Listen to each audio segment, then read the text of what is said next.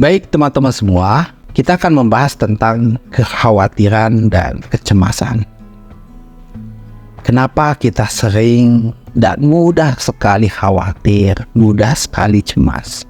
Padahal kecemasan dan hal yang kita khawatirkan itu belum tentu terjadi. Tapi di pikiran kita itu kayak berkecamuk. Semakin kita pikirkan, semakin cemas. Semakin kita pikirkan, semakin gak menentu nih pikiran kita, ngawang kemana-mana. Nah, kenapa itu mudah sekali terjadi? Ya, ini untuk teman-teman yang gampang cemas, overthinking, ya. Nah, mudah-mudahan dengan video ini bisa membantu meredakan kecemasan dan kekhawatiran teman-teman, ya.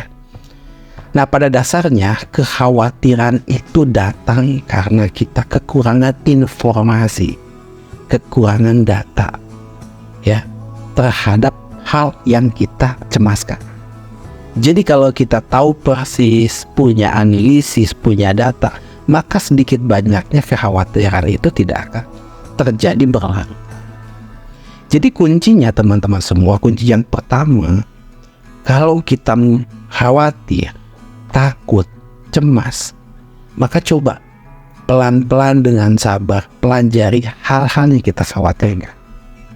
Ya, pelajari dulu, cari data, ya, analisa dan cari referensi orang-orang yang berhasil menyelesaikan kekhawatiran itu. Misalnya, Anda ingin bangun bisnis, tiba-tiba Anda punya kekhawatiran, kalau saya menginvestasikan uang saya ke bisnis ini yang baru saya rintis, ini untung nggak ya? Atau jangan-jangan bangkrut saya?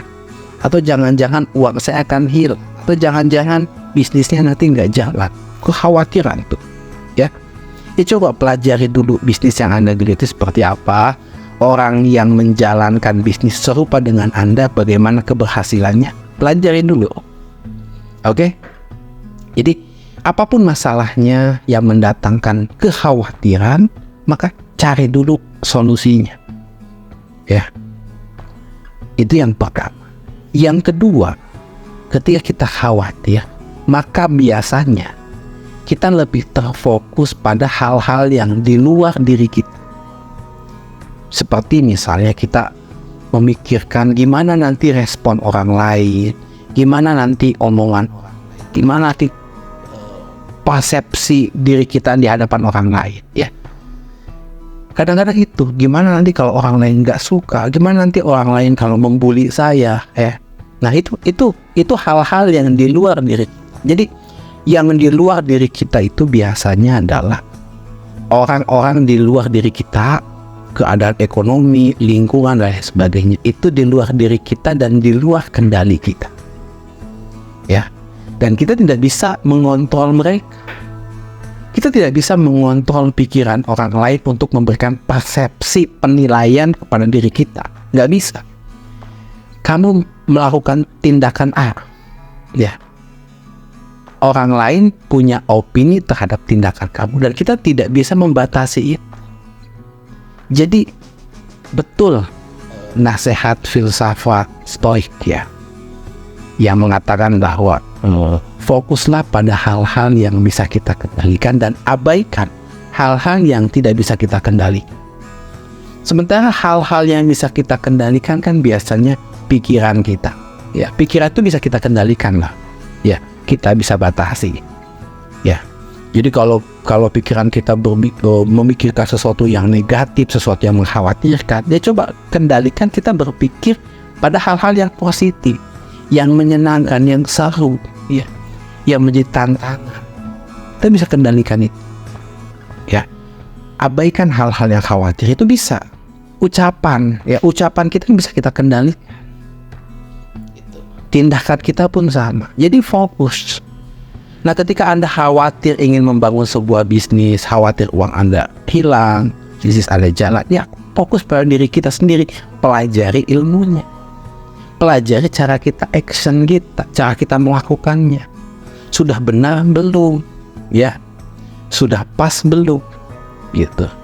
Pelajari cara kita berkomunikasi. Jangan-jangan memang tim kita tidak kompak, tim kita tidak berjalan dengan efektif karena memang pola komunikasi kita yang kurang pas. Pelajari juga.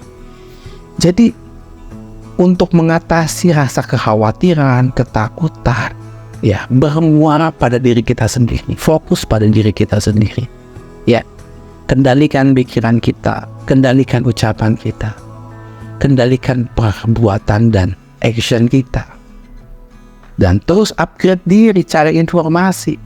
Ya, dan ada tips yang menarik untuk kita bisa menghilangkan atau mengurangi kekhawatiran kita. Jadi selain yang tadi, ya kita belajar, ya, pada orang-orang yang sudah berhasil dalam bidang yang kita geluti. Jadi pasti di setiap masalah, ya, di setiap masalah pasti ada orang yang sudah berhasil mencapai itu. Ada orang yang kena trauma, pasti ada orang yang berhasil melewati trauma itu dan dia menjadi orang yang berhasil. Anda pelajari, ini di setiap masalah pasti ada sosok yang berhasil menyelesaikan masalah itu. Anda harus pelajari, jadikan mereka itu role model Anda, percontohan. Ya, karena kalau kita tidak pernah punya percontohan, itu akan bingung. Kalau tidak semua orang bisa mencari jalan sendiri, ya. Maka belajar yang baik itu adalah belajar dengan cara mencontoh perbuatan orang, mencontoh ucapan orang, mencontoh mindset orang. Itulah belajar. Jadi kalau saya sering banget dinasehati oleh mentor saya, ya, ketika saya menjalankan sebuah bisnis. Jadi jangan hanya kita mempelajari teknik-teknik bisnis dia, tapi coba dalami juga mindsetnya. Apa visi dia dalam hidup, apa prinsip-prinsip yang dia pegang, bagaimana cara dia mengkomunikasikan, bagaimana cara dia bersikap.